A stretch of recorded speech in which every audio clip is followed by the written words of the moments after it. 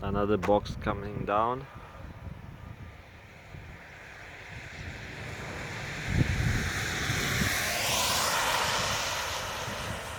I'm not far from the Vancouver International Airport. Oh, that's a WestJet. Must be a local flight. And I said earlier, is traffic is not even half when compared to a couple of months ago, before this border shutdown happened. That's a control tower of Vancouver International.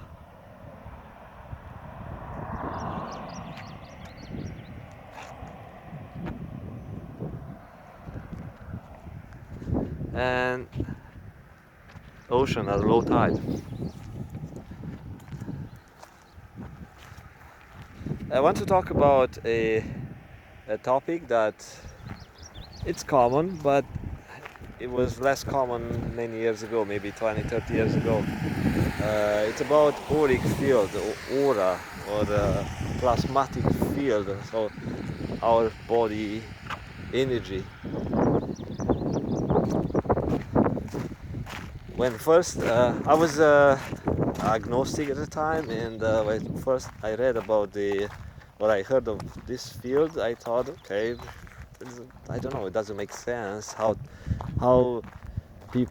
people can say that we have some field that it's invisible, but we can measure it, and then there were those people trying to convince you to make an experiment, to close your hands to feel the field and all that, I thought it's a bunch of crap.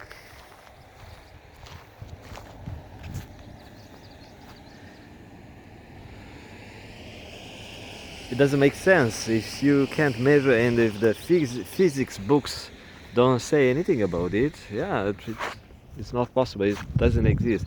Then of course I mentioned that before. I saw someone, a blind woman, who was able to locate an underground pipe.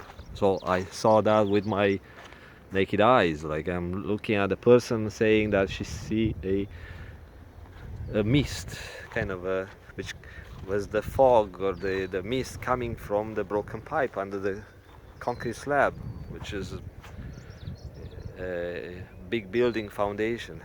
So I was shocked. I was like, how come?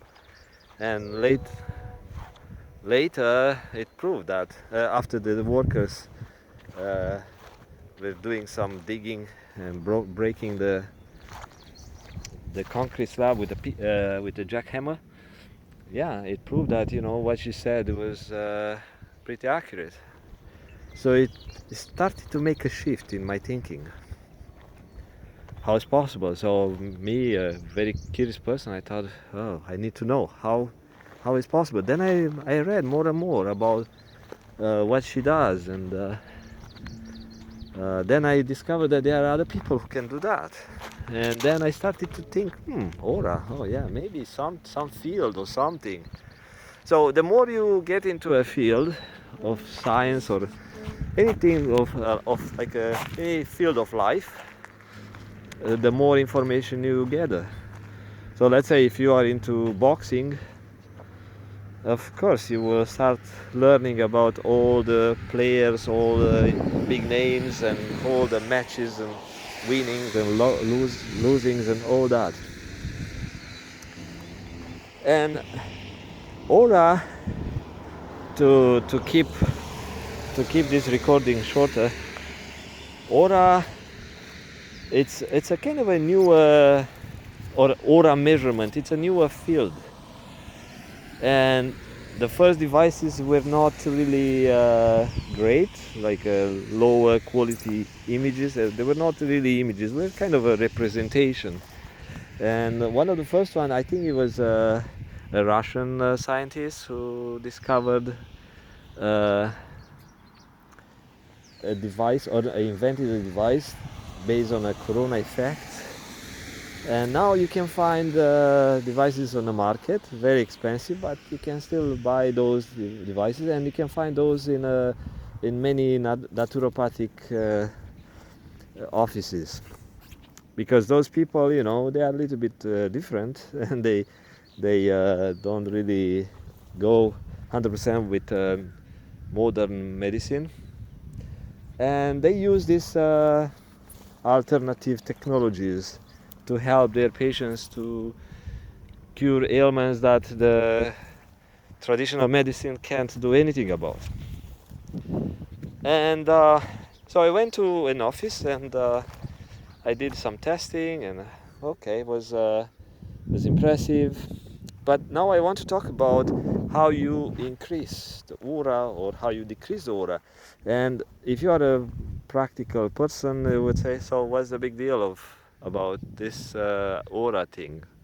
What, how it serves me, how it makes me more money, how I pay my mortgage, how I get out of debt, how these things helps me.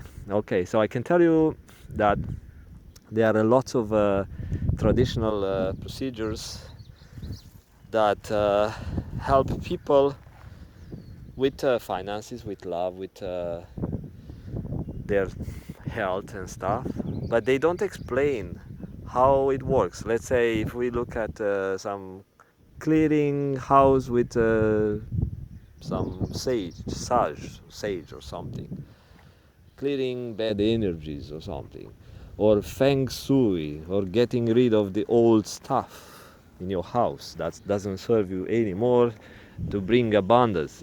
So people just follow the traditional methods, and those methods might work for them, but it doesn't mean uh, it works on everyone.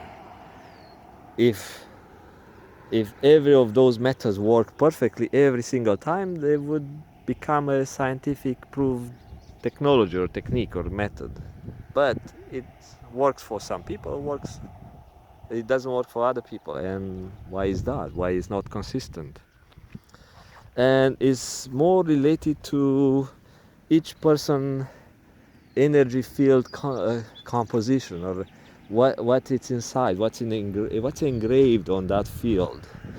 And if we go deeper, then we look, okay, in the field it's engraved like information about the health of the person, information about some past traumas, information about some relatives illnesses that can be engraved into one person aura, emotions, lots of emotions. When I look at my aura reading done on a device, which I have printed at home, first one, it says, I was told that I'm an empath and I store other people's emotions. And I told her, no, that's not true. I don't pay attention to what other people, I don't care what people complain about, what they are saying, what they are like. No, I don't get into that.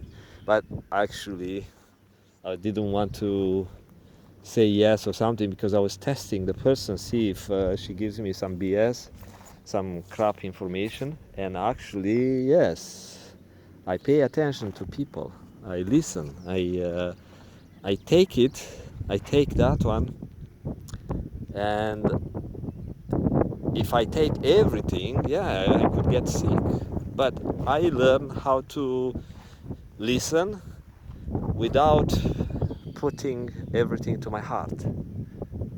Because I had some trouble before, and the doctor said, "Oh, don't put everything to your heart." And I thought, who's this doctor who gives me this crappy advice? Is that a medical advice? It's not. But later, I thought, you know what? Let's try. I think he has a point. And I started to listen to other people, but disconnect or don't get emotionally involved that much.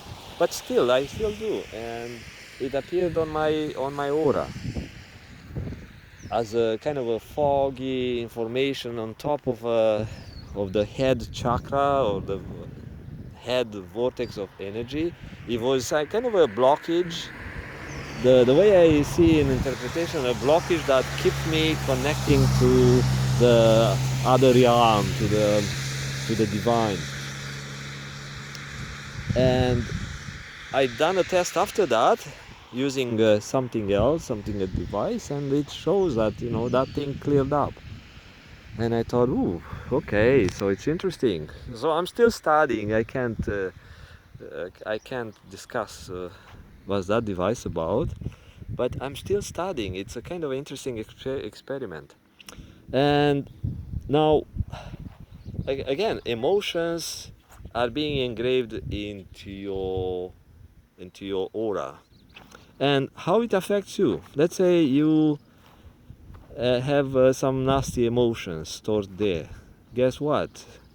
You get in tune with people who have similar emotions. And if you look at those, let's say, who have negative emotions, if you look at those people, um, you may see that they are not happy. They are not happy. They don't have really good finances, good relationships. So why would you want to be in tune with those people? So you need to stay away from those and stay connected to the positive mindsets who are like God loving, happy, the way God intended. So when you connect to those people, then you will have better health because you start getting in tune with those. But those people don't want to be in tune with you because they sense you. They sense you. They want you to be happy because they know if they are happy, they attain the happiness. They don't want anyone to wreck that state of mind, right? So they would not try to tune or to get at your level, regardless your level. Could be higher level, could be lower. But let's say even you have lots of money, happy people. Let's say you have a lot of money, but you're grumpy and unhappy and a jerk. Happy people won't want to talk to you, even you have lots of money. Because if they are happy, why they would need your money? So it makes sense, yes. So that's a viewpoint. That's why it's a bit of a traffic sometimes. People come here to see the ocean. So you will want to get close to those healthy and happy people because they attract similar vibes and they become successful. Even they were not successful at some point, but they will become successful. So even if they are not financially successful, but still they attract good vibes, and if they are happy, really happy, not like having a fake smile, that it reflects in aura health. And those people who sense, there are lots of people who go by feelings. They sense you. If you are a negative or depressed person, they sense you. I used to be grumpy. I used to not be super happy. I have to admit that. And I did not attract positive people, and I didn't know why. So that's kind of a one side of having an aura that reflects a good vibe, and also a healthy person have an aura that shows that. I mean, we don't see it. We see it only with devices or those people who are clairvoyant or those who have the ability, but it can be sensed. So people have this ability to sense emotions in other people, and even if the emotions don't appear on those people's faces. There are people who are really good actors. They can hide their sadness and emotions and depression and all that and happiness. But lots of people who are emotionally wise and have they call it emotional intelligence, those people can sense, and sense through voice, sense through the way they talk, but other people sense through the body vibe, the way the body is, like you feel this guy is tense. Even the guy is not talking anything, you sense it, you feel it, right? So you have to listen to your body in order to connect to these people, and that reflects into everyone's aura, everyone's body energy. Like I said, organ health can be monitored there, uh, past history, and lots of other information. There are people who can read that information and describe with pretty good details about some past traumas. Now, also, it's not just a veil of energy. This aura is not just that. It's tempting to think, let's say, if you want to describe scientifically, you think, yes, each cell in the body has its own field, and the sum of the fields makes up the aura. And also, you can say, you know, this is like the organ is arranged in a certain structure, certain shape, and around that organ there is a field which can be measured, a biofield can be measured. But the thing is, the aura outside the body does not appear like an image of the internal organs. And the design is that this energy field is actually fueling the cells with life. And it's in a constant motion, and it goes through these chakras, they call it chakras, energy vortexes, and those are in motions all the time. It's like keeping that life force in motion. And each of these chakras have a specific function. And if you look in, there are books describing this type of stuff, or you can talk to people who are really experts in the field. It's not like, oh yeah, I have read 20 books and now I'm expert. Probably they read 20 books of crap and now they think they know everything, like those historians. They think they know history, but all they know is from the books. So is that knowledge? No, they are people who have not knowledge, but they, or from reading from other information, could be false information. No, they are people who sense the aura, they can measure it, and also they have extra information from training or from others like-minded.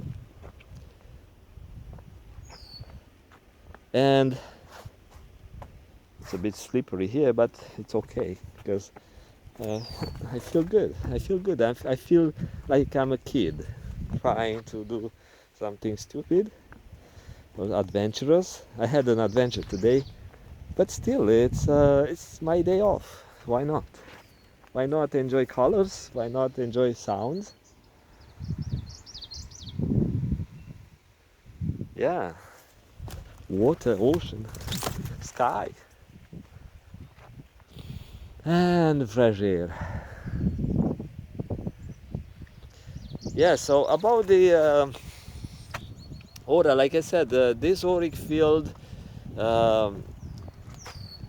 depends how you set it through your mind, to your thoughts, and from the thoughts you set the body to do good stuff, bad stuff. You can, with your mind, you set your diet, your lifestyle, your way of thinking. Yes, and it affects your body, and affecting your body means affecting your aura. And with your mind you can attract, like I said, good people, bad people, and it reflects in your finances, relationship, right? And it starts with the mind. But we are sort of a very sophisticated pieces of equipment, like a very complicated pieces of engineering done by some aliens or by God. We don't know. We believe it's God. And without going too deep, because I may lose the patience of those who have the patience to watch this recording, I described in different other videos my concept about program at the energy level and how we are structured based on some sort of programs that we are given the life force, so we can start learning and reprogramming ourselves. Okay, and you can reprogram yourself to do things, to change your future.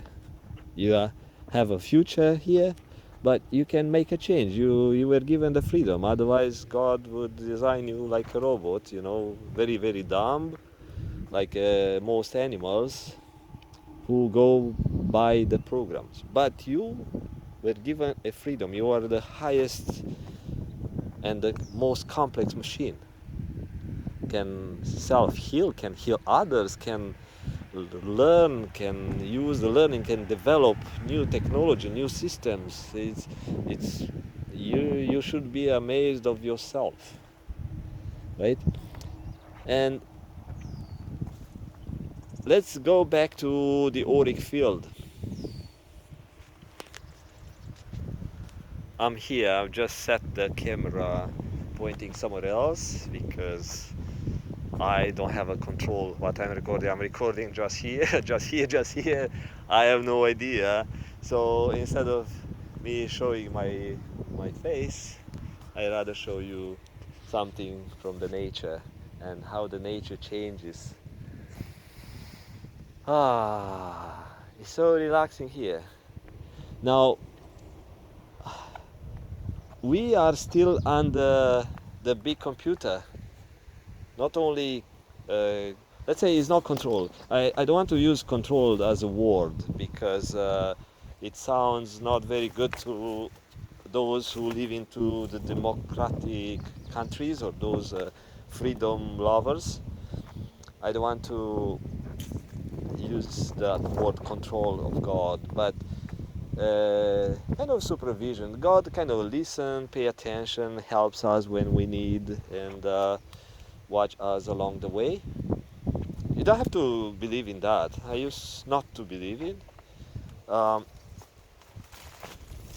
but I can tell you that if you are left alone, left alone, and let's say God turns his back on you and leave you alone, you would not live for too long.